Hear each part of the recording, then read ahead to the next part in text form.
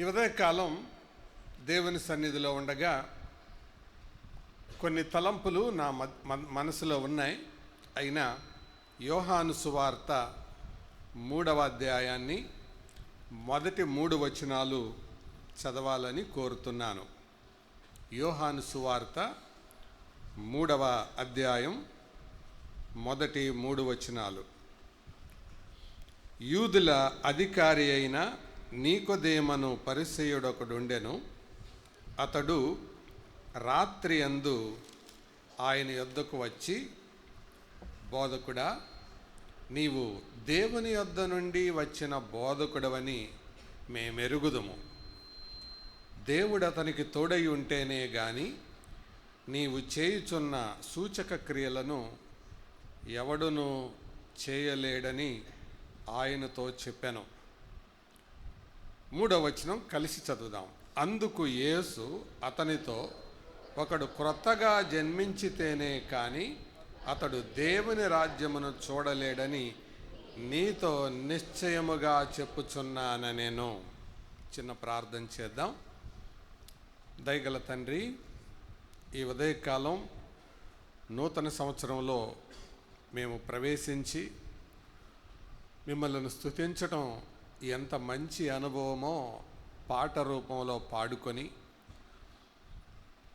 మొదటిగా మీ సందేశాన్ని ఈ సంవత్సరములో వింటూ ప్రారంభించాలని కోరుతుండగా చదవబడిన మీ లేఖన భాగాన్ని మా వినికిడిలో మా మేలు కొరకై దీవించమని, చిన్న బిడ్డలు, యవనస్తులు, వృద్ధులు కూడా ఆశతో ఓపికతో కూర్చొని కనిపెడుతున్నారు. ఆన్లైన్లో కొంతమంది ఉన్నారు, వారిని కూడా కనికరించమని యేసు ప్రభు దివ్య నామమున చేరవచ్చిన మమ్మలను చదవబడిన వాక్య భాగాన్ని, చేయబోతున్న ధ్యానాన్ని మీకు అప్పగించి వేడుకుంటున్నాము తండ్రి, ఆమేన్.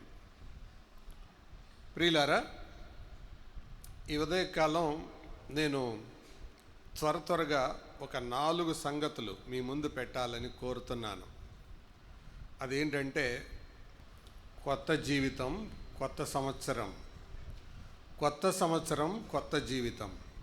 దీంట్లో ఒక 4 మాటలు చెప్తాను. కొత్త జీవితాన్ని గురించిన వాస్తవాలు చెప్తాను. రెండవదిగా కొత్త జీవితంలో ఉండే అంచెలు చెబుతాను. మూడవదిగా కొత్త జీవితానికి ప్రధానమైన ప్రాముఖ్యమైన క్రొత్త జన్మ గురించి చెబుతూ 2 జన్మల మధ్య వ్యత్యాసాలు చెబుతాను. నాలుగవదిగా కొత్త జన్మ పొందిన, కొత్త జీవితాన్ని పొందిన ఒక వ్యక్తి యొక్క అనుభవాలు చెప్పి నా సందేశం ముగిస్తాను. సో వాస్తవాలు, అంచెలు, వ్యత్యాసాలు, అనుభవాలు, 4 మాటలు. చాలా జాగ్రత్తగా వినాలని కోరుతున్నాను. దేవుడు కొత్త సంవత్సరాన్ని పాత జీవితంలో కొనసాగడానికి ఇవ్వలేదు. కొత్త జీవితంలో కొనసాగడానికి, కొత్తగా ప్రారంభించడానికి ఇచ్చాడు. దేవుడు లేకుండా అద్భుతమైన ప్రణాళికలు వేసే జీవితం కంటే దేవునితో కూడిన ప్రయాణం సంవత్సరాన్ని కొత్తగా ఉంచుతుంది. దేవుడు లేకుండా నువ్వు ఎన్ని ప్రణాళికలైనా వేయొచ్చు, అవి సక్సెస్ అవుతాయో లేదో నేను చెప్పలేను. కానీ దేవునితో కూడిన ప్రయాణం, జీవితం, అది సఫలమవుతుంది. గత సంవత్సరం సఫలమా విఫలమా అనేది అర్థం అవ్వాలంటే, లేదా ఈ సంవత్సరం సఫలమా విఫలమా అనేది అర్థం అవ్వాలంటే ప్రార్థనతో, తీర్మానాలతో ప్రారంభించి స్తుతితో, సంతృప్తితో ముగించగలిగితే అది సఫలం అయినట్టు. స్తుతి, సంతృప్తి లేకపోతే అది విఫలమైనట్టు. అందుకనే మనం పంచుకునేటప్పుడు ఏమంటామంటే, నేను అలాగ అనుకున్నాను, చేయలేకపోయాను అంటే అది గెలుపా ఓటమి. That's all. స్తుతి, దేవా గత సంవత్సరంలో నేనేం అనుకున్నానో అది చేయగలిగాను అని చెప్పగలిగితే అది విజయం. నేను అనుకున్నాను కానీ చేయలేకపోయాను అని అంటే అది ఓటమి, డిఫీట్. కాబట్టి సంవత్సరం అనేది సఫలమా విఫలమా అనేది దాని మీదే ఆధారపడి ఉంటుంది. ప్రార్థనతో తీర్మానాలతో ప్రారంభించవచ్చు, కానీ ముగింపుని బట్టి చెప్పాలి. అందుకే కార్యారంభము కంటే కార్యాంతము గొప్పది అన్నాడు జ్ఞాని. దాన్ని సంవత్సరానికి అన్వయిస్తే సంవత్సరారంభము కంటే సంవత్సరాంతం గొప్పది. ప్రారంభం అనేది ముఖ్యం కాదు, దాన్ని ఎలా ముగిస్తామో అది ముఖ్యం. 2025 ప్రారంభించేటప్పుడు కూడా ఇలాగే ప్రారంభించాం, చాలా తీర్మానాలు. కానీ 25 చివరిలో చెప్పుకునేటప్పుడు ఇది చేయలేకపోయాం అని చెప్పుకున్నాం అంటే అది విఫలమన్నట్టు లెక్కే. లేదా పాక్షికంగా కొన్ని విషయాల్లో సఫలమై ఉండొచ్చు. ప్రభువుకు స్తోత్రం. సంపూర్తిగా చేసేవాళ్ళు చాలా అరుదుగా ఉంటారు. ఏదేమైనా మన ఏదైనా సంవత్సరానికి కొలమానం ఏంటంటే అది ప్రార్థనతో తీర్మానంతో ప్రారంభమవ్వాలి. ప్రార్థనాపూర్వకమైన తీర్మానంతో ప్రారంభమవ్వాలి.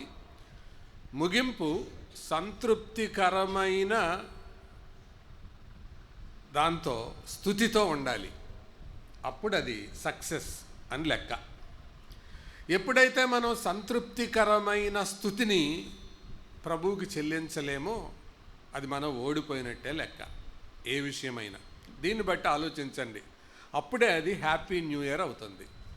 అయితే కొత్తదానికి పాతదానికి తేడా ఏంటంటే దేవుడు కొత్తదనాన్ని చూసే పద్ధతి వేరు, మనుషులు కొత్తదనాన్ని చూసే పద్ధతి వేరు. మనుషులు కొత్తదనాన్ని జ్ఞానేంద్రియాలతో చూస్తారు. జ్ఞానేంద్రియాలు అంటే మనకి జ్ఞానేంద్రియాలు ఉన్నాయి కదా, ఏమేమి ఉన్నాయి?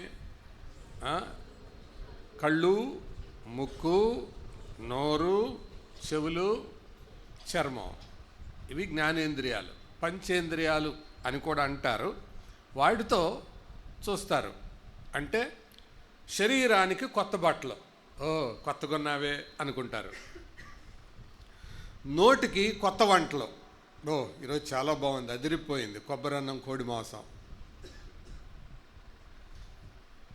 ముక్కుకి మంచి వాసనలు, మంచి స్ప్రే కొట్టుకుంటారు. చెవులకి వినబడేలాగా కొత్త పాటలు పెట్టుకుంటారు. ఇంతవరకు మమ్ము కాచిన పరమ తండ్రి స్తోత్రం అని కానీ ఇంతవరకు అదేని కానీ చెవులకి ఉంటుంది. చర్మానికి కూడా అలాంటి అనుభూతులే ఉంటాయి. దేవుడు జ్ఞానేంద్రియాలను బట్టి కొత్త సంవత్సరాన్ని అంచనా వేయడు. దేవుడు అంచనా వేసేది హృదయాన్ని బట్టి. మనుషులు పైరూపాన్ని చూస్తారు, దేవుడికి అసలు అవి పట్టవు. కాబట్టి ఈ ఉదయకాలం కొత్త సంవత్సరం అంటే మనం అర్థం చేసుకోవాలి, మన లెక్క వేరు, దేవుడి లెక్క వేరు. ఎవరైనా పాత బట్టలు వేసుకొని వస్తే వాళ్ళ వైపు చూసి అడుగుతారు, ఏంటి కొత్త బట్టలు కొనుక్కోలేదా? ఇప్పటికే అడుగుంటారేమో. లేకపోతే కొత్త బట్టలు కొనుక్కున్న వాళ్ళు చూసి, కొత్త బట్టలు కొనుక్కున్నావా, కొత్తదలాగలేదే అని అనుంటారు. లేదా చాలా బాగుందే అని అనుంటారు. ఇదంతా మనుషులు పలకరింపులు. దేవుడు అసలు అస్సలు నథింగ్ డూయింగ్. వీటిల్లో ఒక్కడ కూడా దేవుడికి ఎక్కదు. నువ్వు కొత్తది కట్టుకున్నావా, పాతది కట్టుకున్నావా, ఇది అసలు దేవుడికి అవసరమే లేదు. అది నీకు అవసరం, అది నీ సంతృప్తి. కానీ దేవునికి సంతృప్తికరమైంది ఏంటంటే హృదయంలో, ప్రవర్తనలో మార్పు రావడం. అందుకని మనం వింటుంటాం, దేవుడు క్యాలెండర్లో మార్పు కంటే క్యారెక్టర్లో మార్పును చూస్తాడు అని మనం వింటూ ఉంటాం కదా. ఇప్పుడు అందరూ కొత్త క్యాలెండర్ కొంటారు. 2025లో కూడా అలాగే కొన్నారు, అది పాత పడిపోయింది. ఇప్పుడు కొత్తది కొనుక్కుంటారు. కానీ సంవత్సరం దాని మీద కూడా ఆధారపడి లేదు. అయితే ఇక్కడే సాతానుడు మనలను మభ్య పెడతాడు. ఇక్కడ ఒక తేడా చెప్పాలని కోరుతున్నాను. మోసానికి వేషానికి తేడా చెప్పనా? నిజాన్ని అబద్ధంతో కప్పితే అది మోసం. ఒక వ్యక్తిని లేకపోతే ఒక వ్యక్తి మరొక వ్యక్తిలాగా కనపడితే అది వేషం. అందుకే దాన్ని వేషధారణ అంటారు. అంటే పాత స్వభావాన్ని లేదా పాప స్వభావాన్ని కొత్త బట్టలతో అలంకరించటం, అది వేషం. ఇంకా కొంచెం అర్థం అవటానికి చెప్పనా?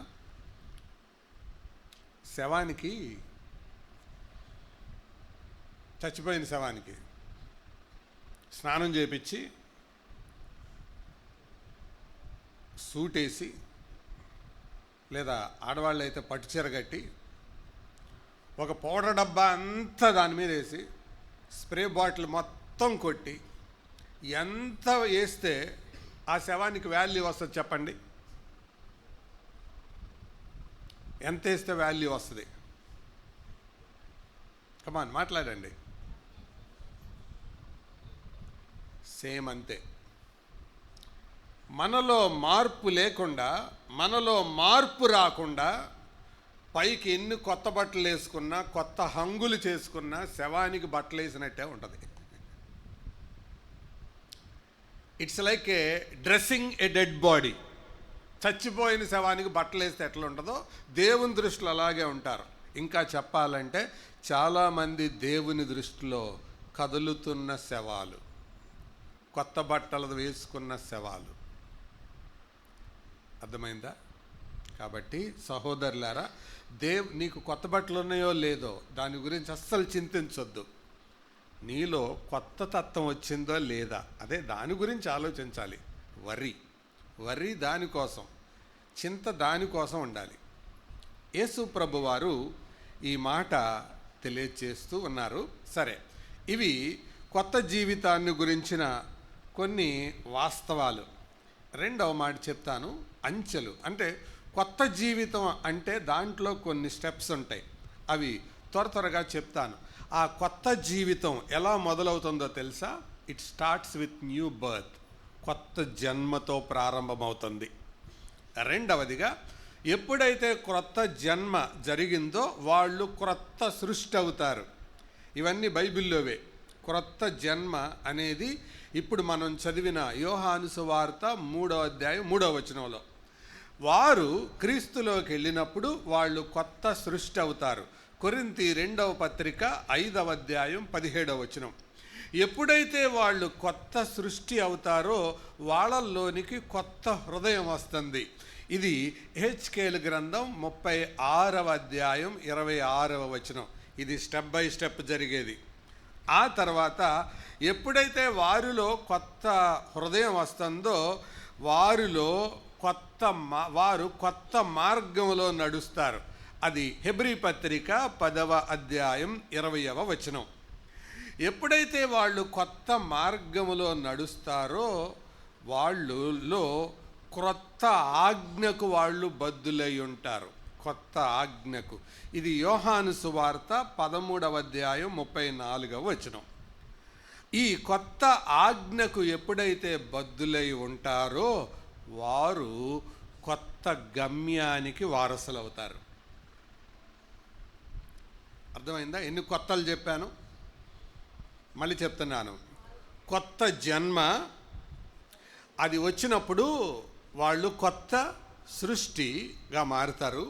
కొత్త సృష్టిగా మారిన వాళ్ళల్లో కొత్త హృదయం వస్తుంది. కొత్త హృదయం వచ్చిన వాళ్ళు కొత్త మార్గంలో నడుస్తారు. కొత్త మార్గంలో నడిచేవాళ్ళు కొత్త ఆజ్ఞకు బద్దులై ఉంటారు. ఆ కొత్త ఆజ్ఞకు బద్దులై ఉండేవాళ్ళు కొత్త గమ్యానికి. ఇది ప్రకటన గ్రంథం 21వ అధ్యాయం మొదటి 5 వచనాల్లో ఉంటుంది. తర్వాత చదువుకోండి, అది మన అంశం కాదు. కాబట్టి ఈ 6 అంచెలు వాళ్ళల్లో కనబడతాయి. ఇప్పుడు చెప్పండి, ఈ కొత్తదనం మీలోకి వచ్చిందా? కొత్త జన్మ వచ్చిందా? ఫస్ట్ స్టెప్ అది. రెండవది, కొత్త జన్మ వచ్చిన వాళ్ళు ఎలా ఉంటారు? కొత్త సృష్టిగా ఉంటారు. కొత్త సృష్టిగా ఉన్న వాళ్ళులో కొత్త హృదయం ఉంటుంది. మా చిన్నప్పుడు సండే స్కూల్ టీచర్ ఈ కథ చెప్పారు. ఒక పందికి ఆపరేషన్ చేశారంట డాక్టర్లు. అది నిజమో కాదో వాక్యం అర్థం అవటానికి అలా పోల్చి చెప్పారు. ఆపరేషన్ చేసి ఒక గొర్రెను చంపి గొర్రె యొక్క గుండె తీసి దానికి వేశారట.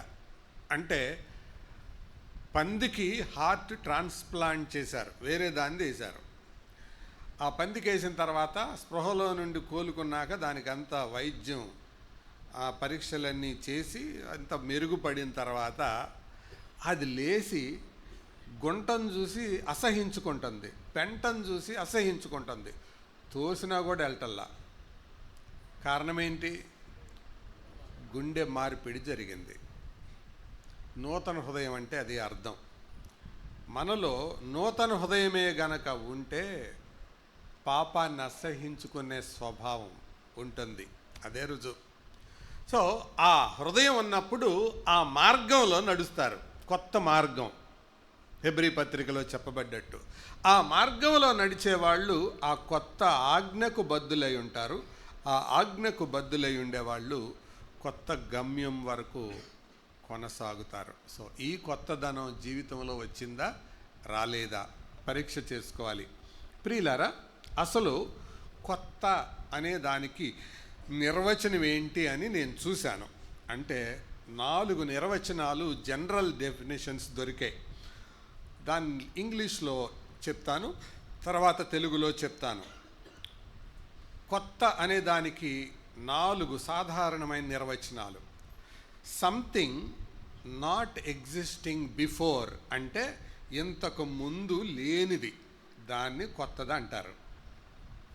రెండవది ఫ్రెష్, రీసెంట్, అన్యూజ్డ్, అంటే తాజాది, ఇటీవలిది, ఇప్పటి వరకు వాడుకలో లేనిది.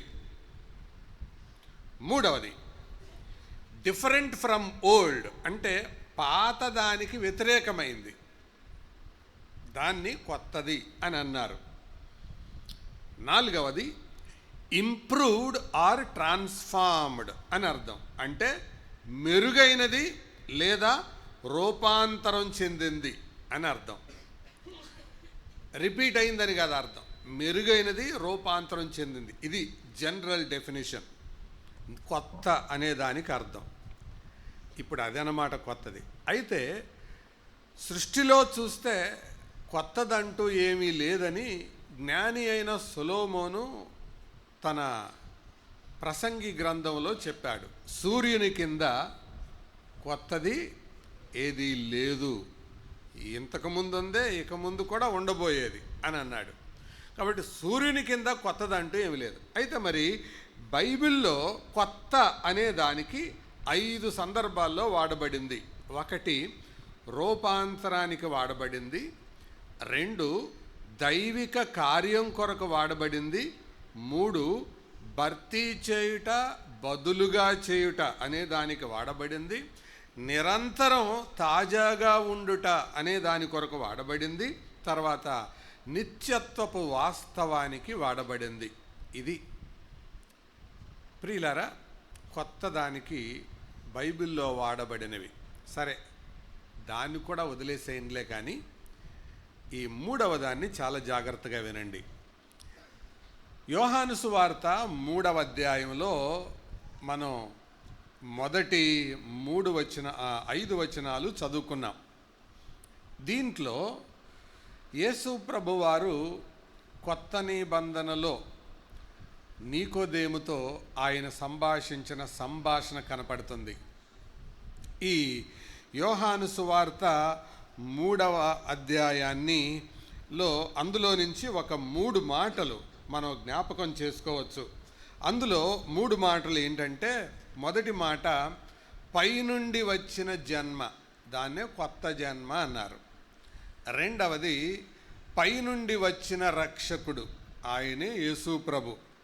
మూడవది పైనుండి పంపబడిన సాక్ష్యం, అది యోహాను. ఈ 3 భాగాలు యోహాను సువార్త 3వ అధ్యాయంలో మనకి కనబడతాయి. వచనాలు చెప్తాను.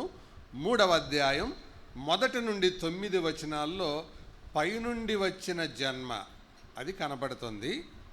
ఆ పైనుండి వచ్చిన జన్మకు మూలం, ఆధారం ఎవరు అంటే పైనుండి వచ్చిన రక్షకుడు కనబడతాడు. 10వ వచనం నుండి 21వ వచనం వరకు ఆ పైనుండి వచ్చిన రక్షకుణ్ణి పరిచయం చేయడానికి పైనుండి పంపబడిన సాక్షి యోహాను కనబడతాడు. ఈ మాట చెప్పినప్పుడు మీలో కొంతమందికి అనుమానం రావాలి, యోహాను పైనుంచి రావడం ఏంటండి అని. కానీ దానికి వాక్యం ఆధారం కూడా చూపిస్తాను రండి. ఇదే యోహాను సువార్త 1వ అధ్యాయం 6వ వచనానికి రండి. యోహాను పైనుండి వచ్చినవాడు అని నేను ఎలా చెప్పానో నేను చెప్తాను. 6వ వచనాన్ని చదవండి. దేవుని యొద్ద నుండి పంపబడిన ఒక మనుష్యుడు ఉండెను, అతని పేరు యోహాను. ఎక్కడి నుంచి పంపబడ్డాడు ఇతను? దేవుని యొద్ద నుండి. కాబట్టి యోహాను ఇచ్చిన సాక్ష్యం కూడా ఎక్కడి నుంచి వచ్చినట్టు? పైనుండి వచ్చినట్టు. అర్థమవుతుంది. సో యోహాను సువార్త 3వ అధ్యాయంలో 3 మాటలు చెప్తారా? మొదటి మాట పైనుండి వచ్చిన జన్మ, 2 పైనుండి వచ్చిన రక్షకుడు, 3 పైనుండి వచ్చిన సాక్ష్యం. కాబట్టి క్రైస్తవ జీవితమే పైనున్న వాటితో సంబంధం కలిగిన జీవితం. అందుకనే కొలస్సే పత్రికలో ఆ మాట రాయబడింది, మీరు క్రీస్తుతో కూడా లేపబడిన వారైతే పైనున్న వాటి మీదనే మీ లక్ష్యం, మీ గమనం ఉంచండి అని ఉంటుంది. అక్కడ క్రీస్తు దేవుని కుడిపార్శ్వమందున్నాడు అని. అందుకనే పరమజీవము నాకు నీవా పాట రాసిన ప్రకాష్ యస్సూడియన్ గారు ఆయన క్రైస్తవుని గురించి ఒక నిర్వచనం చెప్పారని అప్పుడప్పుడు నేను చెబుతుంటాను. అదేంటంటే క్రైస్తవుడంటే కళ్ళు పరలోకంలో, కాళ్ళు భూలోకంలో పెట్టుకొని బతికేవాడు. కళ్ళు ఎక్కడ ఉండాలి? పరలోకంలో. కాళ్ళు ఎక్కడ ఉండాలి? భూలోకంలో. ఏది వదిలిపెట్టలేం. కాళ్ళు లేకపోయినా లోకంలో ఉండలేం, కళ్ళు పైన లేకపోయినా పరలోకం వెళ్ళలేం. కాబట్టి 2 అవసరమే. పైన దేవుణ్ణి చూస్తూ కింద భూలోకంలో బ్రతకటం, అదే క్రిస్టియన్ లైఫ్. అదే జరగకపోతే అది జీవితం వేస్ట్ అన్నమాట. సరే, ఇప్పుడు యేసు ప్రభువారు 3వ అధ్యాయం 3వ వచనంలో నికోదేముతో ఆయన ఈ మాట చెప్పారు. ఏంటి ఆ మాట అంటే, ఒకడు కొత్తగా జన్మించితేనే కానీ దేవుని రాజ్యమునకు వారసుడు కాదని. ఇంగ్లీష్లో ఆ పదం అన్లెస్ ఎక్సెప్ట్ అని రాయబడింది. అంటే జన్మించితేనే తప్ప ఇక వేరే ప్రత్యామ్నాయం లేదు అని అర్థం. ఎక్సెప్ట్ అన్లెస్, అది జరిగితే తప్ప దేవుని రాజ్యం వెళ్ళలేరు. అందుకనే ఈ ఉదయకాలం నేను ఈ క్రొత్త జన్మను గురించి మాట్లాడాలని కోరుతున్నాను. అయితే ఈ క్రొత్త జన్మ మనకు అర్థం కావాలంటే మన యొక్క తల్లి గర్భంలో నుంచి వచ్చిన జన్మ కూడా మనకు అర్థం అవ్వాలి. అందుకని ఈ 2 జన్మల మధ్య వ్యత్యాసాన్ని నేను చెప్తాను. మీకు స్క్రీన్ మీద కూడా కనపడుతూ ఉంటుంది, గమనించండి. మొదటి జన్మ, ఆత్మీయ జన్మ, ఈ రెండిటికి వ్యత్యాసం ఒక 7 భాగాల్లో కనపడుతుంది. మొదటి జన్మ, దాని మూలాన్ని బట్టి చెప్పచ్చు. మీరే చెప్పండి. ఇది పగలు మీరు అలసిపోయి వచ్చారు కాబట్టి నిద్ర రాకుండా ఉండడానికి మీతోనే చదివిస్తాను. ఇది చెప్పండి, పెద్దగా చెప్పండి. భూ సంబంధమైన తల్లిదండ్రుల నుంచి వచ్చింది. ఏంటిది? ఈ మొదటి జన్మ. మనందరం తల్లిదండ్రి ద్వారా సృష్టించబడ్డాం. అయితే ఆత్మీయ జన్మ ఎక్కడి నుంచి వచ్చింది? అది దేవుని దగ్గర నుండి వచ్చింది. అర్థమైందా? ఇప్పుడు భూలోకంలో ఎవరైనా నిన్ను, మీ అమ్మ పేరేంటి అంటే టక్కుమంట చెప్తారు, మీ నాన్న పేరేంటి అంటే టక్కుమంట చెప్తారు. ఆత్మ సంబంధంగా ఎవరైనా అడిగితే టక్కుమంట చెప్పగలరా? చెప్పలేకపోతే క్వశ్చన్ మార్క్. తండ్రి పేరు చెప్పలేనాడు అవమానకరమైన బతుకులో బతుకుతున్నట్టు లెక్క. సో ఇది మొదటి పోలిక. Who is your father? నువ్వు ఎవరి వల్ల పుట్టావు? తెలీదండి అన్నాడు అనుకో, లోకంలో వాళ్ళు ఎడ చూస్తారు? ఎగాదిగా చూస్తారు. నేను అడిగేది మీ నాన్న పేరయ్యా, మీ అమ్మ పేరు అంటే తెలీదండి అన్నారు అనుకో, అర్థం చేసుకునేవాడైతే జాలి పడతాడు, అర్థం చేసుకునేవాడైతే ఒక వెర్రి చూపు చూస్తాడు. పరలోకం కూడా అంతే. మూలం దీన్ని బట్టి ఇప్పుడు బాగా అర్థమవుతుంది, అందుకని వ్యత్యాసం చెబుతున్నాను. రెండవది, ఇది మానవ ప్రమేయంతో మానవ తీర్మానంతో జరిగింది. ఏది? మొదటి జన్మ. ఆత్మీయ జన్మ అది దైవికమైన కార్యం, దేవుడు మనలో చేసిన కార్యం. తర్వాత దేవుని ప్రమేయం, దేవుని మూలముగా పుట్టితేనే అని రాయబడింది. మూడవది చదవండి, అది శరీరము నుండి ఉత్పత్తి అయింది. అవునా కాదా? నాన్న కడుపులో నుండి వచ్చిన శుక్రకణాలు అమ్మ కడుపులో ఉన్న అండంతో కలిసి నువ్వు నేనయ్యాం. మరి కొత్త జన్మ ఆత్మ నుండి ఉత్పత్తి.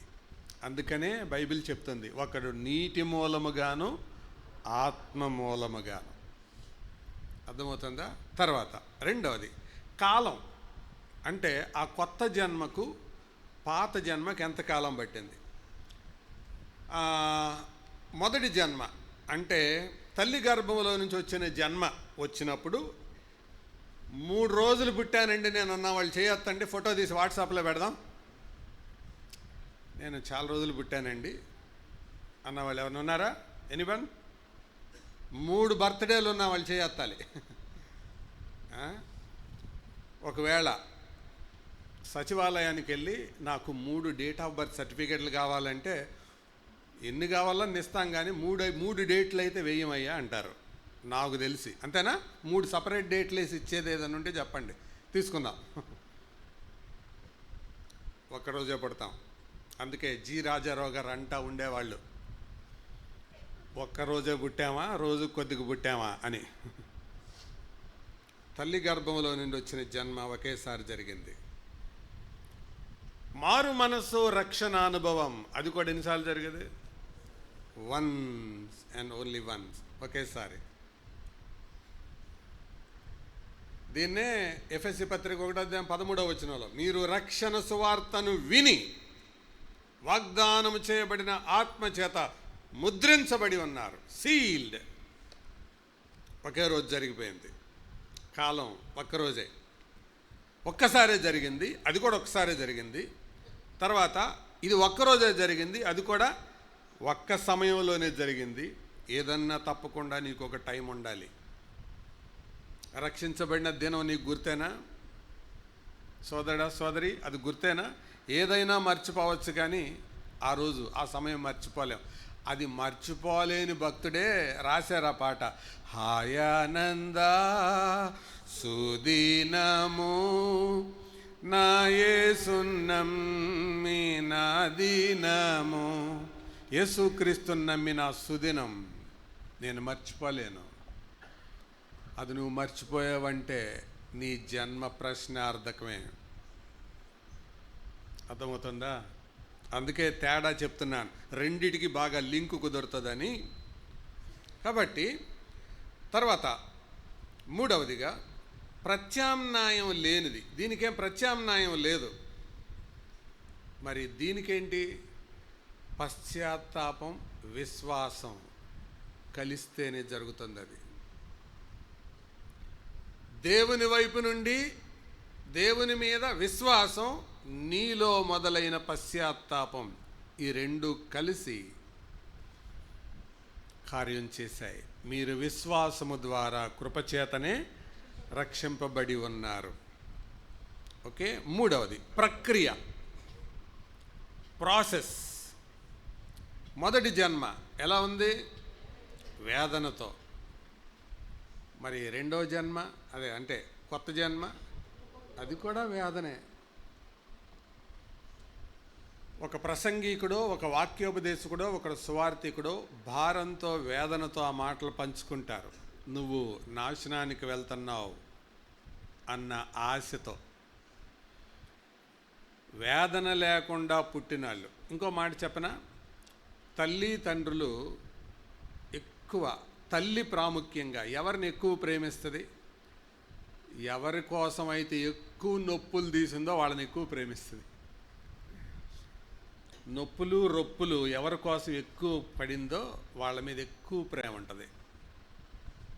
ఎందుకంటే నొప్పులు వచ్చే కొద్దీ మొక్కులు ఎక్కువ అవుతాయి. అందుకే అంది సొలొమోను తల్లి, మొక్కులు మొక్కి నేను కనిన నా కుమారుడు. అది ఎంత బాధ, ఎంత వేదన. సేమ్ అంతే, ఇది కూడా వేదనతో వచ్చింది, ఒప్పుకోలుతో కూడింది. తర్వాత ఇందులో ఈ మొదటి జన్మలో ప్రక్రియలో రక్తము నీళ్లు బయటకు వచ్చాయి. అదే అన్నారు కదా ఇందాక, శ్యామ్ గౌడ్ సాక్ష్యం చెప్పాడు కదా, రక్తము నీరు బయటకు వస్తాయి. ఆ జన్మలో కలిసేదేంటి?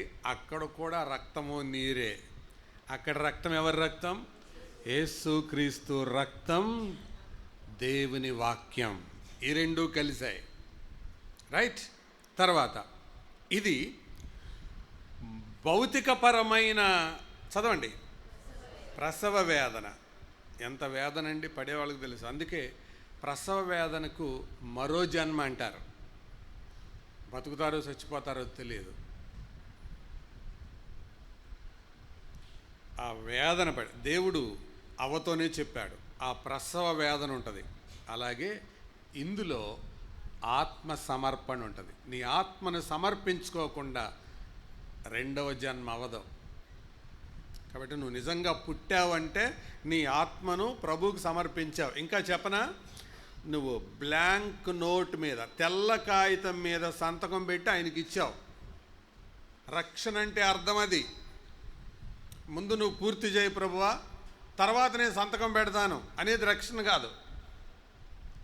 దేవా నేను సంతకం పెట్టి తెల్ల కాగితం ఇస్తున్నాను, పైన నువ్వు ఏం రాసుకుంటావో రాసుకో అని ఇవ్వడం, అది రక్షణ.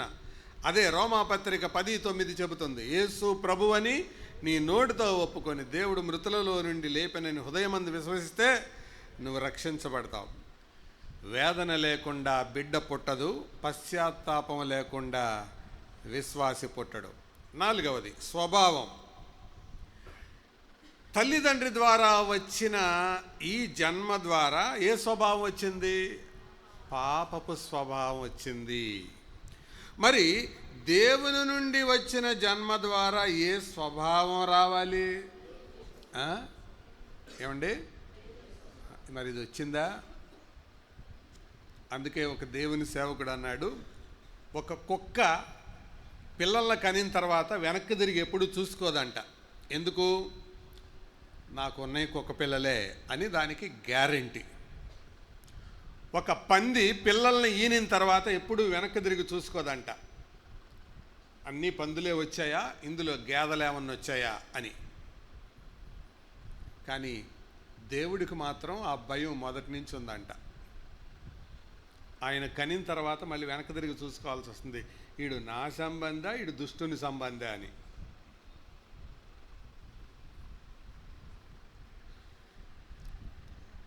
మనిషి నుంచి నువ్వు పుట్టుంటే పాప స్వభావం ఉంటుంది, దేవుని నుండి పుట్టుంటే దైవ స్వభావం ఉంటుంది. ఇదే రుజువు. దేవుని స్వభావమే నీలో లేదంటే నువ్వు పుట్ల, నువ్వు దేవుడికి పుట్ల. దేవుడికి పుడితే దేవుడి స్వభావం ఉంటుంది. ఆ పిల్లలకి ఎవరికైనా అమ్మా నాన్న రూపురేఖలు ఎవరో ఒకళ్ళది రావాలి, అవునా కదా?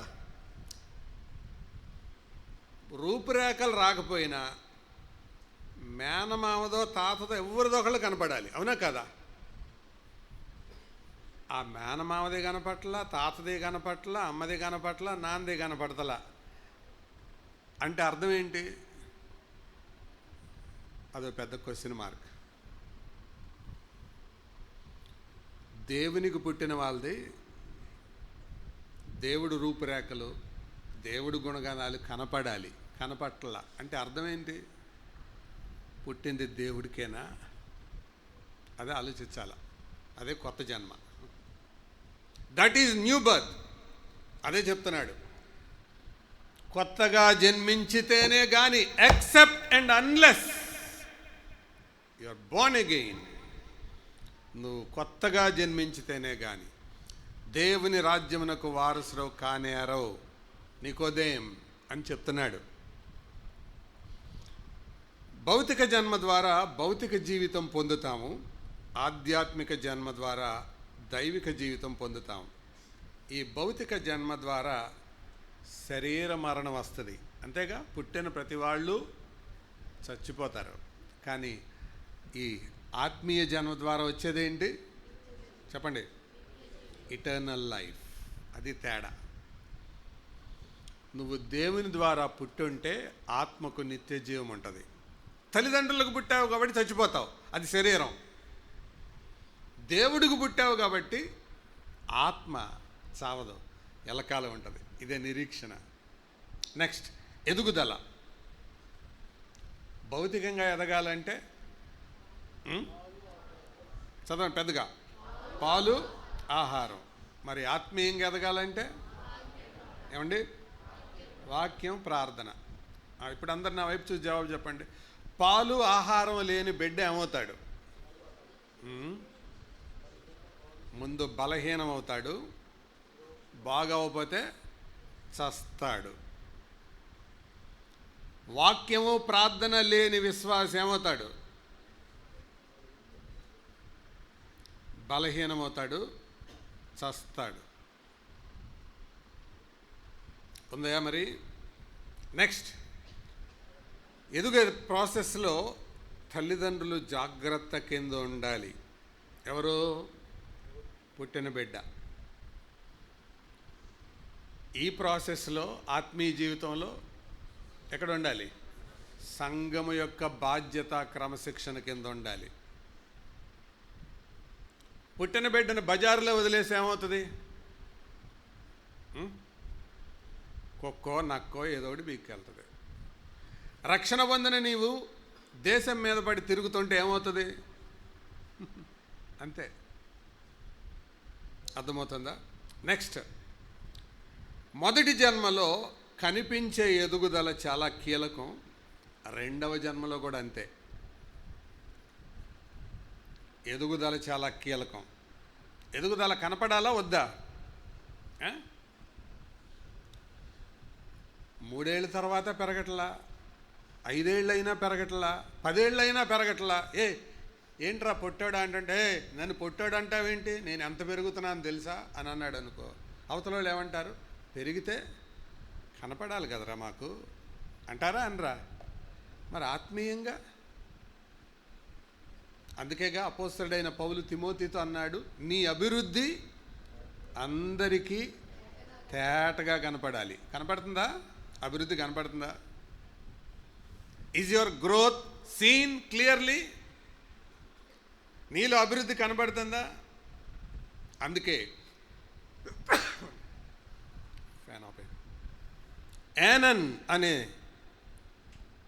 వ్యక్తి అన్నాడు, when growth stops decay starts. It is true with the organisms and also organisations. ఎదుగుదల ఆగిపోయిన దగ్గర క్షీణత ఆరంభమవుతుంది. అది శరీర అవయవాలైనా అంతే, ఆత్మీయ జీవితమైనా అంతే, సంఘమైనా అంతే, సంస్థ అయినా అంతే. నీలో ఎదుగుదల లేదు అని అంటే చచ్చిపోతావని అర్థం. ఈ మధ్య బాగా జోకులేసే ఒక పాస్టర్ చచ్చిపోయాడు, తెలుసా మీకు? పొట్టిగా ఉంటాడు.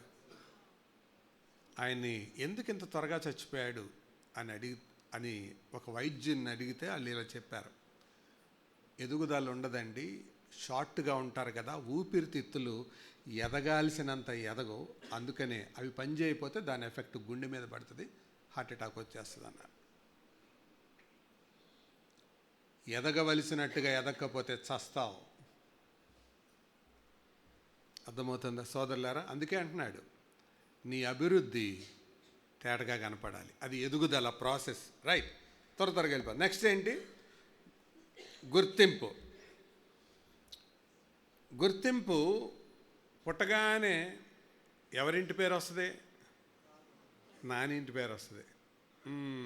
అందుకే ఒక ఆయన రాశాడు పాట, మా ఇంటి పేరు. సరే, ఆయన రాసింది నిజమే, కానీ ఆ తత్వంలోకి మనం వెళ్ళొద్దు. కానీ వాళ్ళ ఇంటి పేరు వచ్చినప్పుడు ఆ కుటుంబంలో సభ్యులు అవుతారు.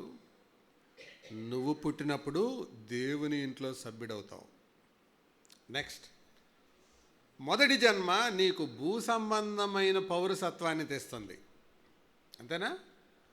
పుట్టిన బిడ్డకి ఆధార్ కార్డు ఇస్తారా, లేకపోతే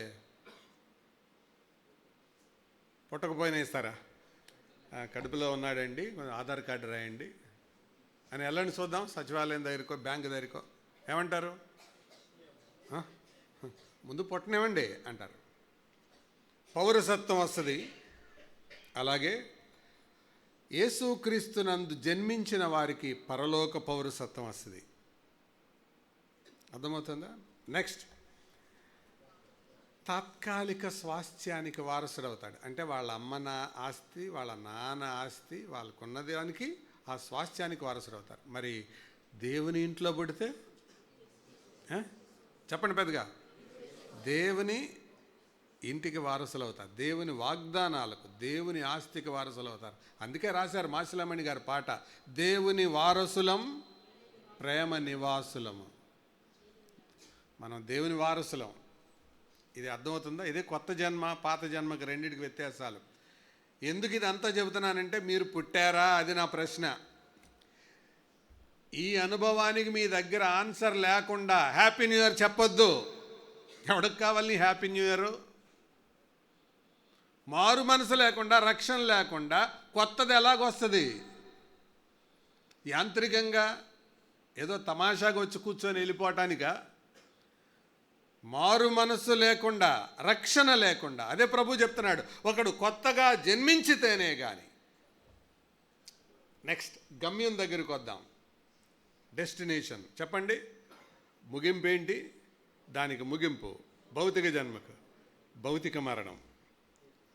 మరి దానికి గమ్యం ఏంటి? నిత్య జీవం, ఇటర్నల్ లైఫ్. తర్వాత ఎప్పుడైతే ఆ గమ్యం దగ్గరికి వెళ్తారో భూమితో కట్ ఆఫ్, తెగతెంపులైపోతుంది. కానీ ఆ జన్మకు పరలోకంలో ప్రవేశం. అందుకే చచ్చిపోయిన దగ్గర రాస్తారు పరలోక ప్రవేశం, మహిమా ప్రవేశం అని రాస్తారు. సరే, అందులో ఎంతమంది వెళ్తారో ఎంతమంది వెళ్ళరో తర్వాత సంగతి. కానీ వాళ్ళు భూమి మీద బతికే బ్రతుకు, దానికి రుజువు లోపల జరిగిన కార్యం అది ఎలాంటిదో అది దేవునికే తెలియాలి. మనం ఏం తీర్పు తీర్చొద్దు. నెక్స్ట్, ఆ భౌతిక జన్మ యొక్క ముగింపు సమాధి. కానీ ఆధ్యాత్మిక జన్మ యొక్క ప్రారంభం లేక దాని అంతం మహిమ. మహిమ అంతం కాదు కదా, ఎప్పుడు వెళ్తూనే ఉంటుంది. కాబట్టి భౌతిక జన్మ అవసరమే కానీ అదే సరిపోదు. రక్షణకు ఆత్మీయ జన్మ తప్పకుండా కావాల్సిందే. మందిరానికి రావడం కొత్త జన్మ కాదు. ఈ న్యూ ఇయర్ మీటింగ్లో కూర్చోవడం కూడా కొత్త జన్మ కాదు. మతాచారాలు మార్పుకు ప్రత్యామ్నాయం కాదు. ఈ లోకంలో బతకడానికి ఒక్కసారి పుడితే చాలు. కానీ పరలోకంలో ప్రభుతో ఉండడానికి రెండవసారి పుట్టాలి. దీన్నే నికోదేముతో చెప్పాడు ప్రభు. కాబట్టి ఇక్కడ నేను చేతులు ఎత్తమని అడగట్లేదు మీరు ఎంతమంది పుట్టారు అని. భౌతికమైనది కాదు, ఆత్మీయమైనది. మీరు పుట్టకపోతే పేరుకి చెప్తారు హ్యాపీ న్యూ ఇయర్ అని. ఇంకా చెప్పనా, దేవుని దృష్టిలో శవానికి కొత్త బట్టలు వేసినట్టు ఉంటుంది, శవానికి సెంటు కొట్టినట్టు ఉంటుంది. పుట్టలేదు కదా, శవానికి సెంటు కొట్టినట్టు ఉంటుంది, కొత్త బట్టలు వేసినట్టు ఉంటుంది. ఎన్ని కొత్త బట్టలు వేసినా ఎంత సెంటు కొట్టినా శవం శవమే. రక్షణ లేకుండా, మారు మనసు లేకుండా, కొత్త జన్మ లేకుండా ఉంటే నిత్యాగ్నికి వెళ్ళిపోతావు. ఎందుకు? కొత్తగా జన్మించితేనే గాని దేవుని రాజ్యమునకు వారసుడు కానేరడు. 3వ అధ్యాయం 3వ వచనం యోహాను సువార్త, మళ్ళీ చదువుదాం రండి. అందుకు యేసు అతనితో, ఒకడు కొత్తగా జన్మించితేనే గాని అతడు దేవుని రాజ్యమును చూడలేడని నీతో నిశ్చయంగా చెబుతున్నానన్నాడు. 5వ వచనం మళ్ళీ చూడండి. యేసు ఇట్లనెను, ఒకడు నీటి మూలముగాను ఆత్మ మూలముగాను జన్మించితేనే గాని దేవుని రాజ్యములో ప్రవేశింపలేడని నీతో. యోహాను సువార్తలో యేసు ప్రభు నిశ్చయంగా చెప్పే మాటలే 25 ఉన్నాయి. ఎన్ని ఉన్నాయి? ఏదో ఒక డైలాగ్ ఉంటుందిలే, ఈడు ఒక్కసారి చెప్తే 100 సార్లు చెప్పినట్టే అని. యేసు ప్రభు ఒక్కసారి చెప్తేనే ఖచ్చితంగా చెప్పినట్టు. అలాంటిది నిశ్చయంగా అన్నాడంటే అర్థం ఏంటి? మామూలుగా చెప్తేనే అది నిశ్చయం అన్నట్టు. నిశ్చయంగా చెప్పాడంటే అర్థం ఏంటి? ఏం చెప్పాలి మన వాడుక భాషలో? 100కి 1000%. 100కి 100% అంటేనే టాప్. అసలు 100కి 1000% గ్యారంటీ. అర్థమవుతుందా సోదరులారా? ఇంకా ఈ మీటింగ్లో మారు మనసు లేనాళ్ళు పరీక్షించుకోండి. రక్షణ లేనాళ్ళు, కొత్త జన్మ లేనాళ్ళు పరీక్ష చేసుకోండి. అది కొత్తదనం. బట్టల్లో కొత్తదనం, వంటల్లో కొత్తదనం, ఇంట్లో కొత్తదనం, డెకరేషన్లో కొత్తదనం. ఈ కొత్తదనం ప్రభువుకి అక్కర్లేదు. ఒకడు కొత్తగా జన్మించితేనే గాని, అన్లెస్ అండ్ ఎక్సెప్ట్, ఈ 2 పదాలు మనసులో పడాలి. నిశ్చయంగా చెప్తున్నాను. ఇంగ్లీష్లో ఏమంటుందంటే verily verily I say unto you. Verily verily. ఇంకా చెప్తే strongly I say unto you అంటున్నాడు అన్నమాట. ఎవరితో అంటున్నాడు? నికోదేముతో అంటున్నాడు. కాబట్టి నా చివరి మాట చెప్పి నేను ముగిస్తాను. ఒక వ్యక్తి యొక్క అనుభవాలు, ఆ వ్యక్తి ఎవరో కాదు, నికోదేమే. కొత్త జన్మ పొందిన వ్యక్తి యొక్క అనుభవాలు. ఇప్పటి వరకు థియరీ చెప్పాను, ఇప్పుడు ప్రాక్టికల్లోకి వద్దాం. నువ్వు కొత్త జన్మ పొందుంటే నికోదేములో ఉన్న అనుభవాలు కనపడాలి. ఇతనిలో 4 మాటలు చెప్తాను అతని అనుభవాల్లో. నంబర్ 1, మొదటిది, రహస్యంగా విశ్వసించాడు, బహిరంగంగా ప్రతిఘటించాడు, నిర్భయంగా సన్మానించాడు, ఘనంగా మరణించాడు. మళ్ళీ చెప్పండి. రహస్యంగా విశ్వసించాడు, తర్వాత బహిరంగంగా ప్రతిఘటించాడు, నిర్భయంగా సన్మానించాడు, ఘనంగా మరణించాడు. రెఫరెన్సులు కావాలా? 3 యోహాను సువార్తలో ఉన్నాయి, 1 చరిత్రలో ఉంది. రహస్యంగా విశ్వసించాడు. ఇది మీకు అర్థం అవ్వాలంటే యోహాను సువార్త 3వ అధ్యాయం మొదటి 9 వచనాలు. యేసు ప్రభుతో మాటలాడడానికి ఏ టైంలో వచ్చాడు చెప్పండి?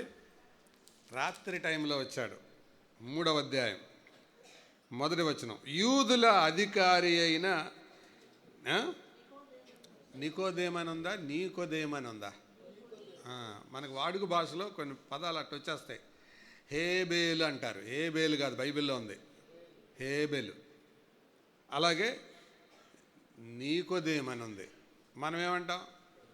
నికోదేం. ఎందుకంటే మన తెలుగు వాళ్ళకి ముందున్నా లేకపోయినా రెండో దానికి దీర్ఘం తీయడం అలవాటు, అందుకనమాట. సుధాకర్ అంటారు. సు హస్వం, దా దీర్ఘం, అలా అలవాటైపోయింది. అలాగే నీకోదేమని ఉంది, మనం ఏమంటాం? నికోదేమ అంటాం. హేబేల్ అని ఉంటుంది, మనం ఏమంటాం? హేబేలు. అంటే తెలియకుండానే ఇచ్చేస్తాం. సరే, కరెక్ట్ ప్రొనౌన్సియేషన్ కూడా అవసరమే. హేబేలు, నీకోదేము. ఈ నీకోదేము అతని పేరు. అతను ఎవరు? ఒక అధికారి. రెండవ వచనం, అతడు రాత్రి అందు ఆయన దగ్గరకు వచ్చాడు. ఎందుకు వచ్చాడు రాత్రి అందు? త్వరగా చెప్పండి, ఎందుకు వచ్చాడు? ఒకటి, యూదుల భయం. రెండు, ఆయన ఉద్యోగం పోద్ది. యూదులకు తెలిస్తే ఆయన ఉద్యోగం పోద్ది. ఏం ఉద్యోగం? అధికారి. అధికారి అంటే ఆఫీసర్ కనుక ఈయన ఆఫీసరు. యేసుప్రభు ఎవరు? ఆయనకి ఉండటానికి ఇల్లు లేదు, పడుకోవడానికి స్థలం లేదు. ఇప్పుడు ఆయన దగ్గరికి వస్తుంటే చూసిన వాళ్ళందరూ ఏమనుకుంటారు? రే, ఈ నికోదేము కూడా ఆ మతం పట్టాడేమో అని అనుకుంటారు. అనుకొని వీళ్ళల్లో వీళ్ళు మాట్లాడుకొని ఉన్న ఉద్యోగం పీకేస్తారు. అందుకని వద్దు, రాత్రిపూట వెళ్దాం అనుకున్నాడు. అంటే సీక్రెట్గా వచ్చాడు, రహస్యంగా వచ్చాడు. యేసు ప్రభు అతనితో చాలా సుదీర్ఘంగా మాట్లాడాడు. యోహాను సువార్త 3:16 మనం లోకం కోసం చెబుతాం, కానీ నిజానికి అది ఆయన నికోదేముతో మాట్లాడిన మాటల్లో భాగం. అది ఏంటి? యోహాను 3:16. అది నికోదేముతో మాట్లాడింది. అది ఆ సందర్భం. మనం లోకం కొరకు చెప్తాం. ఒరిజినల్గా దాని కాంటెక్స్ట్ ఏంటి? నికోదేముతో చెప్పాడు. అరణ్యములో మోషే సర్పాన్ని ఎలాగెత్తాడు అంటే పాత నిబంధనలో ఉదాహరణలు తీసి, వృత్తాంతాలు తీసి తేటగా చెప్పాడు. బుర్రకు అర్థం కాల. స్కాలర్తో స్కాలర్లీ లాంగ్వేజ్తో మాట్లాడాడు. జ్ఞానితో జ్ఞానవంతమైన పరిభాషతో మాట్లాడాల. బుర్ర హీట్ ఎక్కిపోయింది. ఎవరికి? నికోదేముకి. హే, నువ్వు బోధకుడు కదయా, నీకు అర్థం కావట్లేదా అని అన్నాడు. మొత్తానికి అర్థమైంది, నమ్ముకున్నాడు. సీక్రెట్గా నమ్ముకున్నాడు. ఇది మొదటి మెట్టు. సరే, నమ్మడం సీక్రెట్గా నమ్మినా సీక్రెట్గా బతకూడదు. ఇదే రెండవ మెట్టు. యోహాను సువార్త 7వ అధ్యాయానికి వద్దాం రండి. యోహాను సువార్త 7వ అధ్యాయం 50వ వచనానికి రండి. జాన్ 7:50. 7:50. అంతకు మునుపు ఆయన యొద్దకు వచ్చిన నికోదేము వారిలో ఒకడు. అతడు మనుష్యుని మాట వినక మునుపును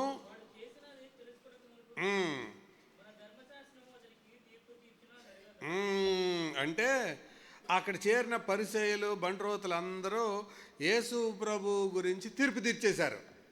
గబగబ మాటలు మాట్లాడేశారు. ఇప్పుడు వాళ్ళల్లో ఒకళ్ళు ఎవరున్నారు? నికోదేము ఉన్నాడు. మెజారిటీ ఎవరు? మతాచారులు. మైనారిటీ ఎవరు? నికోదేము. ఇప్పుడు మాట్లాడాల్సిన టైం వచ్చింది. మాట్లాడాల్సిన టైంలో ధైర్యాన్ని కూడగట్టుకొని ఒక మాట అన్నాడు. ఏంటా మాట? ధర్మశాస్త్రంలో ఉంది కదా, గబగబా తీర్పు తీర్చకూడదు కదా అన్నాడు. అంటే ఓపెన్గా ప్రతిఘటించారు. వెంటనే వాళ్ళు పసిగట్టేశారండు. అంటే అప్పటికి ఎవరో గమనించేసి ఉంటారు, ఈయన సీక్రెట్గా వెళ్తున్నట్టు, వెంబడిస్తున్నట్టు. పసిగట్టేసి ఏమన్నారు? నువ్వు కూడా గలిలేయుడువా? విచారించి చూడు అన్నారు. గలిలేయులో ప్రవక్త పుట్టాడు కదా అన్నారు. కాబట్టి ప్రభు కోసం గట్టిగా నిలబడ్డాడు. నీలో ఉన్న జన్మ కొత్తదైతే నమ్మింది రహస్యంగానైనా రహస్యంగా బతకలేవు. అది చెప్పేది రెండవ మాట. కొత్త జన్మ పొందిన వ్యక్తి రహస్యంగా నమ్మొచ్చేమో కానీ రహస్యంగా ఉండలేడు. He can believe secretly but he cannot stay back silently. బహిరంగంగా చెప్పేశాడు, ఓపెన్గా ప్రతిఘటించాడు. ఇది రెండవది. మూడవది, యోహాను సువార్త 19వ అధ్యాయంలోకి రండి. యోహాను 19:39. దొరికిందా?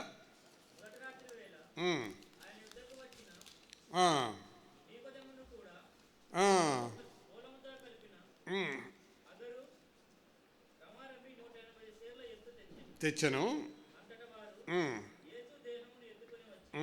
అంటే అందరి ముందు తన కోసం ప్రాణం పెట్టిన ప్రభు కోసం దేహాన్ని అడగడానికి తెగించిన అరిమతయ యోసేపుతో కూడా కలిసి అతను తీసుకొచ్చాడు. ఎవరు? నీకోదేము. అంటే హానర్డ్ ఓపెన్లీ. ఇంగ్లీష్లో చెప్తాను. Believed privately, defended publicly, honoured openly, died nobly. ఘనంగా మరణించాడు. ఈ సంగతి తెలిసిన తర్వాత యేసు ప్రభుని నమ్మిన తర్వాత ఇక్కడ 7వ అధ్యాయంలో నిలిచాడు కదా.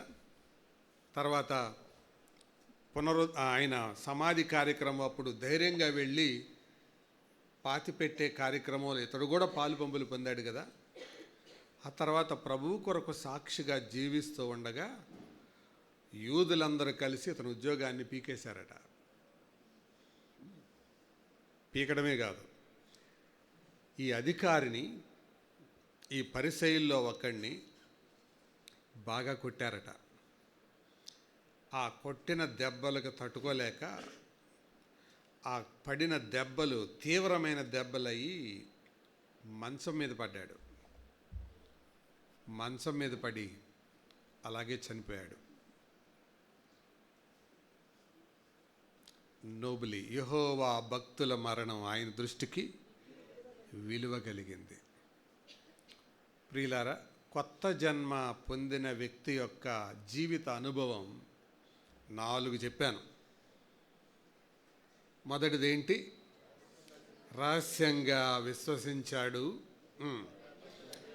బహిరంగంగా నిలబడ్డాడు లేదా ప్రతిఘటించాడు, నిర్భయంగా ప్రభు దేహానికి సన్మానం చేశాడు, తర్వాత ఘనంగా తన యాత్రను ముగించాడు.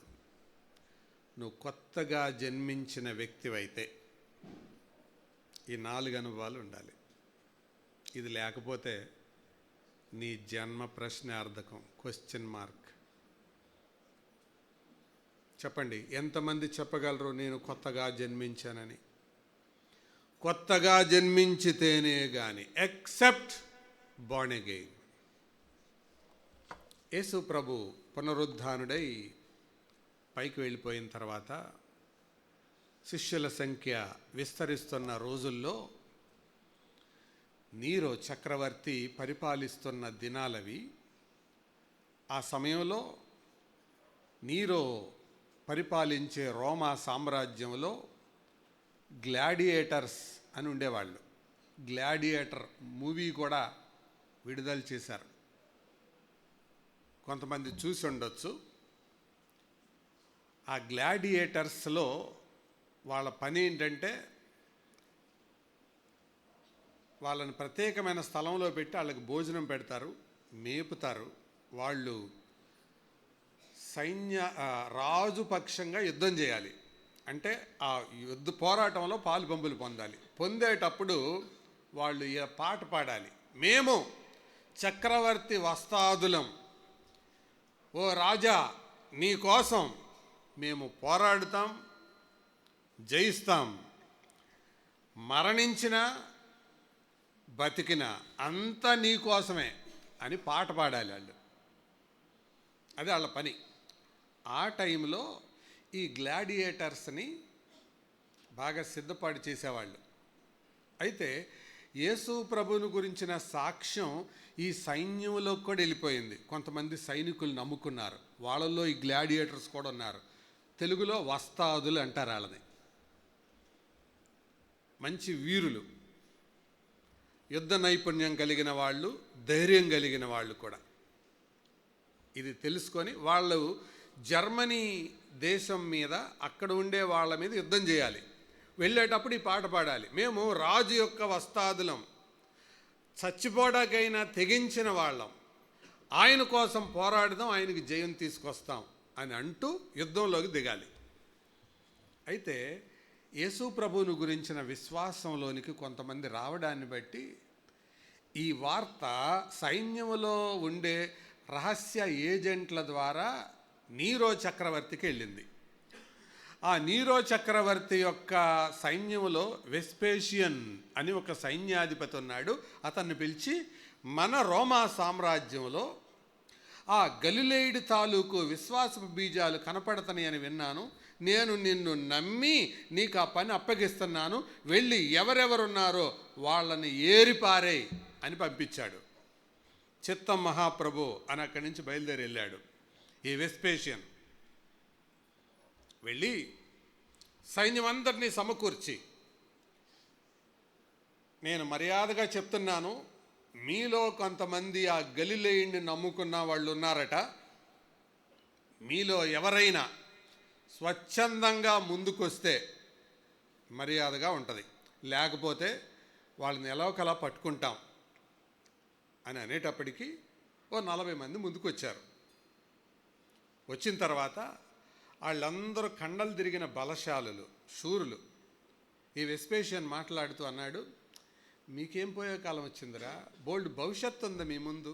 ఇందాక స్కిట్లో చూశారు కదా, మీ భార్యలను చూసండి, మీ పిల్లలను చూడండి, వాళ్ళ గురించి ఆలోచించండి అని అంటే వాళ్ళు వెస్పేషియన్తో అన్నారు, మేమంతా ఆలోచించే నిర్ణయం చేశాం సార్ అన్నారు.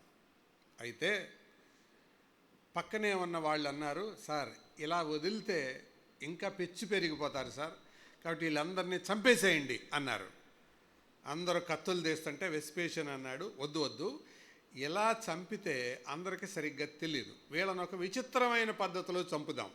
ఏంటంటే గడ్డ కట్టే చలిలోకి వీళ్ళని తీసుకొని వెళ్దాం, బట్టలు తీసేద్దాం, తీసేసి గడ్డ కట్టే సముద్రం దగ్గరికి తీసుకెళ్దాం, తీసుకెళ్ళి ఆ సముద్రంలో వదిలేసేద్దాం. అంటే మంచు ఉంటుంది కదా, ఆ మంచులో వదిలేసేద్దాం.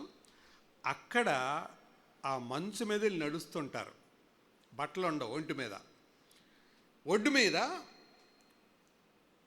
కుంపటి రగిలించి ఆ పక్కనే బ్రెడ్డు, టీ, భోజనం అంతా సర్వ్ చేసి పెడదాం అని వెళ్ళారు. ఈ 40 మందిని తీసుకెళ్ళి మళ్ళీ చెప్తున్నాం, ఆలోచించుకోండి, మీరు ఏమవుతారో మాకు తెలీదు, కానీ మీరు చచ్చిపోవడం మాకు ఇష్టం లేదు. నిజానికైతే ఇందాకే చంపేయచ్చు, మీకు అవకాశం ఇస్తున్నాం, ఇప్పుడైనా రండి, లేకపోతే ఈ గడ్డ కట్టే చలిలో మీరు కూడా మంచులో బిగుసుకుపోతారు, ఫ్రిడ్జ్లో పెట్టినట్టు అయిపోతారు అని చెబితే 40 మంది సారీ సార్ అన్నారు. వీళ్ళని తీసుకొని వెళ్ళారు, బట్టలు తీసుకొని వెళ్ళిపోయారు. బట్టలు తీసేసి అక్కడ లోపల నిలబెట్టారు. ఆ నిలబెట్టిన తర్వాత వీళ్ళు అక్కడి నుంచి బయటికి ఎవరో రాకుండా ఉండడానికి దుప్పట్లో రగ్గులు, గొడుగులు పట్టుకున్న సైనికుల్ని కాపలా పెట్టారు. బయట ఈ కుంపటి చలి కాచుకోవడానికి రొట్టె, టీ, ఆహారం ఇలాంటివన్నీ సిద్ధం చేశారు. ఎప్పుడైనా మీకు ఎవరికైనా అనిపిస్తే మీరు బయటకు వచ్చేయండి, లేకపోతే అందులోనే పడి చావండి అని చెప్పారు. ఆ రాత్రిపూట చీకట్లో గమనిస్తూ ఉన్నారు. అక్కడి నుంచి పాట వినపడుతుంది. ఏంటంటే, మేము యేసుక్రీస్తు వస్తాదులం, మరణమైన జీవమైన ఆయన కొరకే నిలుస్తాం, ఆయన రాజ్యం చేరతాం. మేము యేసుక్రీస్తు వస్తాదులం, చావుకైనా తెగిస్తాం, ఆయన కొరకు నిలుస్తాం. ఈ స్వరం వినపడతా ఉండగా అక్కడి నుంచి మైక్లో అరుస్తున్నారు, ఇప్పుడైనా రండి, వచ్చేయండి, బయటకు రండి అని అంటుంటే వణికిపోతా, వాళ్ళ స్వరాలు చెబుతున్నాయి, వణికిపోతున్నారు చలికి. మనం ఈ చలికే వణికిపోతున్నాం, లోపల కూర్చుంటేనే ఇలా ఉంది. బయట ఉన్న వాళ్ళకి, టెంట్ కింద ఉన్న వాళ్ళకి ఇంకెంత కష్టంగా ఉందో. కొంతమంది చేతులు ఇలా ముడుచుకొని కూర్చున్నారు, కొంతమంది చలి తట్టుకోలేక కోడి తెచ్చుకున్నారు. ఏది ఈ టెంపరేచర్కే. అసలు మంచుగా గడ్డగట్టే దగ్గర ఎంత ఉంటుంది, ఆ టెంపరేచర్లో ఈ వార్తకు చెలించి ఒకడు బయటకు వచ్చాడు, సార్ తట్టుకోలేకపోతున్నాను, నేను వెళ్ళిపోతున్నానని. మళ్ళీ పాట వినపడుతుంది, మేము 39 మంది చక్రవర్తి వస్తాదులం, యేసుక్రీస్తు వస్తాదులం, ఆయన కొరకు జీవిస్తాం, ఆయన కొరకు మరణిస్తాం అని పాట వినపడుతుంది. ప్రియులారా, ఈ సమయంలో ఈ సైన్యాధిపతి ఇది గమనిస్తూ తన యొక్క శిరస్త్రాణాన్ని తీసి పక్కన పెట్టి తన బట్టలన్నీ తీసి పక్కన పెట్టి తిని వెళ్తుంటే పక్కన సైనికులు అన్నారు, సార్ వాళ్ళని చంపడానికి మీరెందుకు బట్టలు తీసి వెళ్తున్నారు సార్ అంటే, నో, వాళ్ళని చంపడానికి వెళ్ళటం లేదు, నేను చచ్చిపోవటానికి వెళ్తున్నాను. వాళ్ళల్లో ఒకడు వచ్చాడు కదా, ఆ స్థానం నేను భర్తీ చేస్తాను. ఇలాంటి బలిష్ఠులు, సింహాలకు, వీరులకు లొంగని వాళ్ళు ఆఫ్టర్ ఆల్ చలికి చచ్చిపోతూ కుటుంబాలను కూడా వదులుకోవడానికి తెగించారంటే వాళ్ళ విశ్వాసం ఎంత గొప్పది, ఆ విశ్వాసానికి కారకుడైన ఆ వ్యక్తి ఎంత గొప్పోడు, ఆయన్ను నేను నమ్ముకుంటాను అని వెళ్ళాడు. క్రొత్తగా జన్మించిన వానిలో ఆ తెగింపు ఉంటుంది. తలకాయ నొప్పికి, జ్వరాలకి, జలుబులకి భయపడేవాళ్ళు, బాధపడేవాళ్ళు అవసరం లేదు యేసుప్రభుకి. యేసుప్రభుకి కావలసిన వాళ్ళు ఎవరు? ఎవడైనా నన్ను వెంబడించాలంటే మెళ్ళలో సిలువేసుకోండి అనలా, భుజం మీద సిలువెత్తుకోండి, రండి. చావడానికి ప్రిపేర్ అయ్యి రండి. చచ్చే ధైర్యం లేదా? చల్, ఇంటికి వెళ్ళి పని చూసుకోండి. రెండే రెండు, వస్తే చావడానికి రండి, లేదా ఇంటికి వెళ్ళి పని చూసుకోండి. You are unfit to follow me. ఈ 70 ఏళ్ల బతుకు కోసం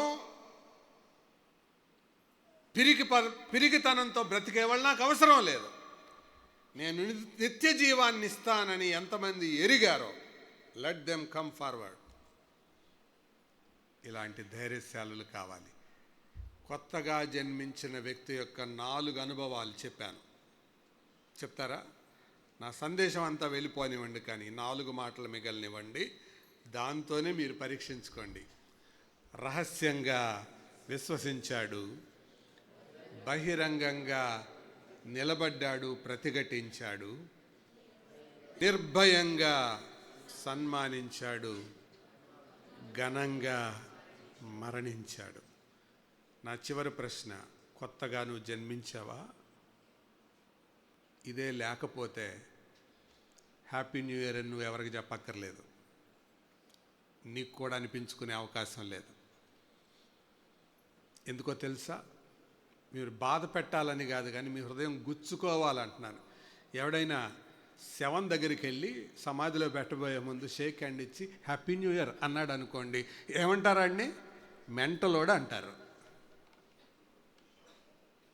వెర్రోడు అంటారు. మారు మనసు లేని వ్యక్తికి హ్యాపీ న్యూ ఇయర్ చెప్పేవాడు అంతే. ఇలా మారు మనసు పొందాలని ఆశతో చెబితే అది వేరే, కానీ మారు మనసు లేకుండా హ్యాపీ న్యూ ఇయర్ ఎట్లా వస్తుంది? ఎలా న్యూ అవుతుంది? అసలు కొత్తది అవ్వడానికే రీజన్ ఏంటి? యేసుప్రభువే. అసలు ఆయనే లేకపోతే కొత్త ఎక్కడి నుంచి వస్తుంది? ఆయన లేకుండా కొత్తది రాదు, ఇంపాసిబుల్, రాదు. కాబట్టి ఆయన లేకుండా కొత్తదనం లేదు. ఈరోజు ఆయన ఎంత విశ్వాసం ఉంచుతారా? ఉంచితే ధన్యులు, లేకపోతే హ్యాపీ న్యూ ఇయర్ లేనట్టే లెక్క.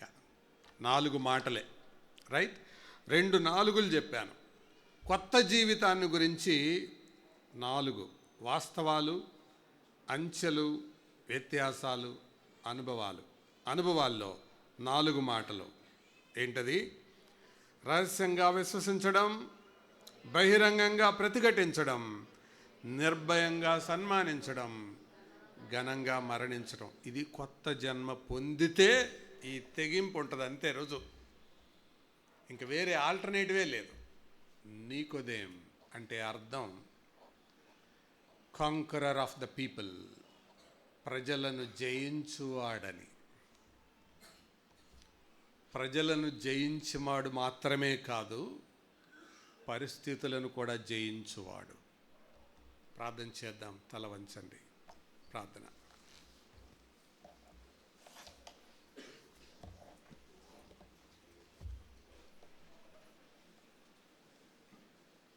అయిన తండ్రి, ఈ ఉదయకాలం మిమ్మల్ని స్తుతిస్తున్నాం.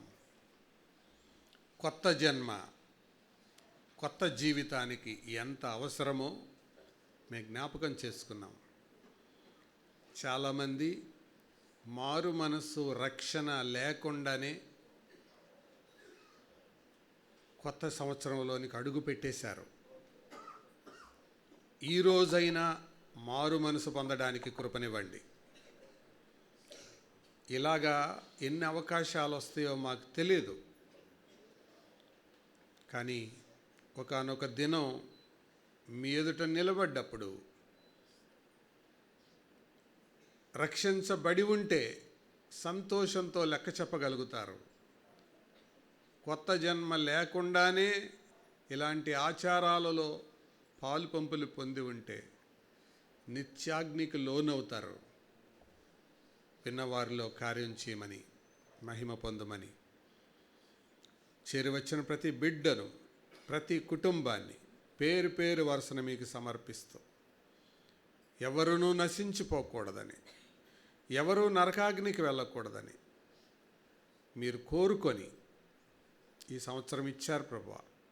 సద్వినియోగం చేసుకోవడానికి కృపనిమ్మని యేసు ప్రభు దివ్య నామమున వినయంతో వేడుకుంటున్నాము తండ్రి.